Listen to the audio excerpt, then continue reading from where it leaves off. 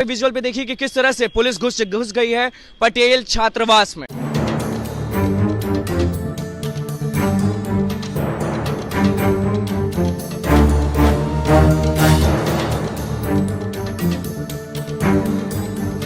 संसद उनका है, सड़क हमारा है, हम लोग सड़क पे संघर्ष कर रहे हैं।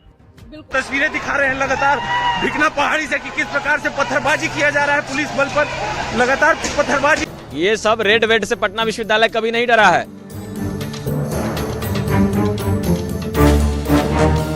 उन तमाम लोगों को मालूम है कि पटना विश्वविद्यालय में कौन सा आग है। अरे जुल्मी जब जब जुल्म करेगा सत्ता के हथियारों से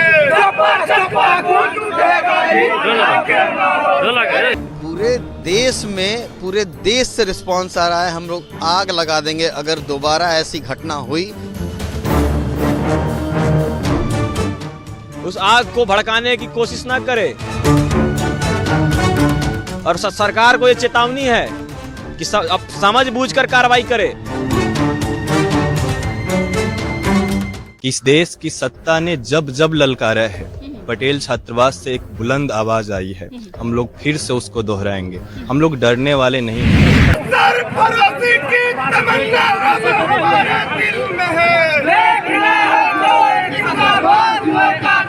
आने वाले दिनों में उन लोग प्रशासन के तरफ से माफी नहीं मांगा जाता है तो हम लोग इस आंदोलन को और आगे बढ़ाएंगे। गिरफ्तार छात्र को अविलंब रिहा करो। कितने बच्चे को पुलिस अरेस्ट की है?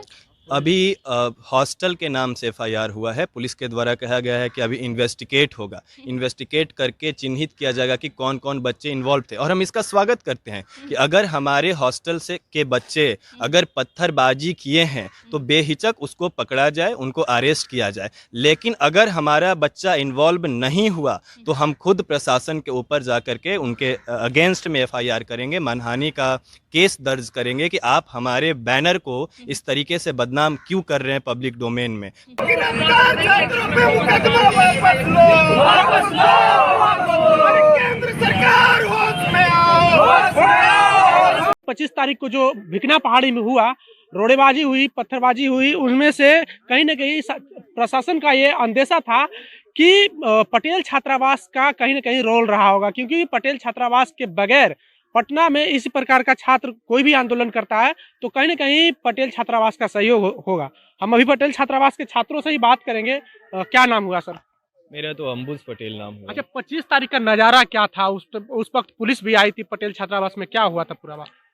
दरअसल जब छात्र प्रदर्शन कर रहे थे तो उस वक्त हम लोग अंदर थे, लेकिन जब वो डेमोक्रेटिक तरीके से प्रदर्शन कर रहे थे तब हम लोग सब साथ में थे। यहाँ के तमाम छात्र जो थे वो बाहर में जा करके प्रदर्शन कर रहे थे, उनके साथ कंधा से कंधा मिला करके। लेकिन जैसे ही कुछ वहाँ पे असामाजिक तत्व के लोग आ करके और रोड़ेबाजी करना शुरू कर दी या प्रशासन के तरफ से कार्रवाई होना शुरू हो गया तो हम लोगों को लगा कि नहीं, ये जो है डेमोक्रेटिक इंस्टीट्यूशन का या जो हमारा डेमोक्रेसी है उसके खिलाफ जा रहे हैं। तो फिर हम लोगों ने चुपचाप हॉस्टल में आने का काम किया।